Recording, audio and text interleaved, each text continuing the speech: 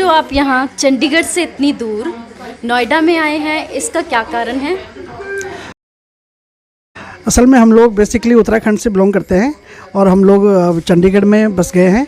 तो वहाँ यहाँ नोएडा में आने का कारण ये है कि हमारे बहुत ही नज़दीकी फ्रेंड हैं, तो उनके बेटे की शादी नोएडा से हो रही है, तो हम यहाँ शादी में आए हुए हैं। मैं जानना चाहूँगी, जैसे अब आपने इतने सालों अपनी गृहस्थी को चलाया होगा, तो आने वाली जो हमारी ये पीढ़ी है, इनको आप क्या शिक्षा देना चाहेंगी कि कैसे आजकल आप देख रही हैं पति पत्नी में कितना तनाव है, छोटी छोटी बातों पे झगड़ते हैं, तो एक गृहस्थी को अच्छे से चलाने के लिए क्या गुरु मंत्र है, वो आप आज बताएं हमें। गुरु मंत्र तो ये है कि अपने आपस में एक दूसरे की अंडरस्टैंडिंग होनी चाहिए। तो बच्चों को भी, हमें आजकल के बच्चों को थोड़ा छूट देनी चाहिए, पुराने रीति रिवाजों से इतना बांध के नहीं रखना चाहिए, तो तभी हर चीज़ आगे जाती है। तो आज का ये जो पति पत्नी में जो आजकल मनमुटाव हो रहा है, किसी भी चीज़ में जो भेदभाव होता है, तो यही है, एक दूसरे को समझते नहीं है। तो अंडरस्टैंड थोड़ी थोड़ी बातों पे को नज़रअंदाज कर देना चाहिए, तभी गृहस्थी बनती है। बहुत ही खूब।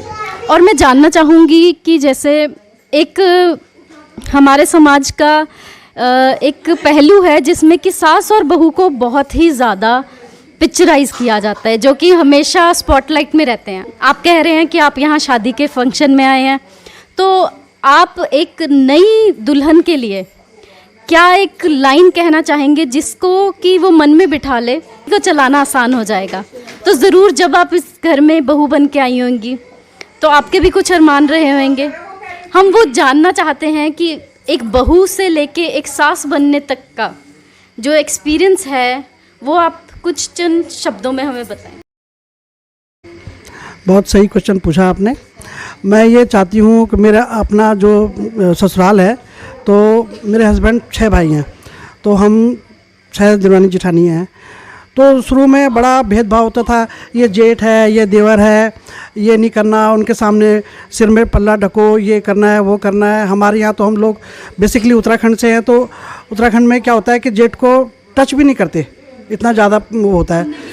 तो फिर मैंने अपने मन में सोच लिया था, जिस दिन मेरी देवरानी आएगी, हम एक ही डाइनिंग टेबल में बैठ के खाना खाएंगे, मैं ये चीज़ बिल्कुल नहीं रखूँगी। तो वही मैंने अपने बच्चों में भी डाली है। और जहाँ तक नई जो दुल्हन आती है, नई बेटी का ये, अगर तुम दूसरे के घर की बेटी को ला रहे हो, तो वो अपनी बेटी तो है, वो अपना घर सब कुछ छोड़ करके आ रही है। तो वो जब सब कुछ छोड़ करके वो जब तुम्हारे घर में आ रही है, तो उसको तो वो हमारी बेटी बन गई है। तो हमें जो है ये नहीं सोचना चाहिए कि सास बहू ये कुछ नहीं है।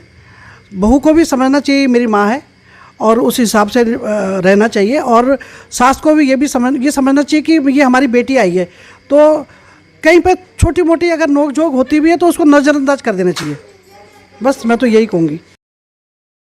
तभी कि हम ये मान के चलें कि सामने वालों की गलतियों को नज़रअंदाज करना, यही एक मूल मंत्र है।